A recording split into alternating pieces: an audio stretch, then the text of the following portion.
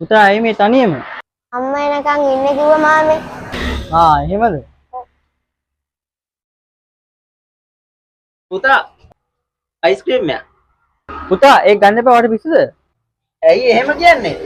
මම මේ නිකන් මේ දෙන්නේ අයිස්ක්‍රීම් එක. මේ ළමයා දන්නවද? නෑ. මම මේව දන්නේ නෑ. අඳුරා නැති ළමෙට ඔයා නිකන් කැම දෙන්න යන්න එපා. හරි පුතේ. ඔයා කියන්න බලන්න.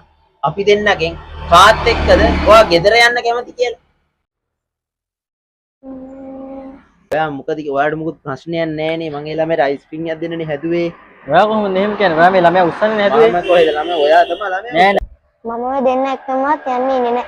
ඒයි.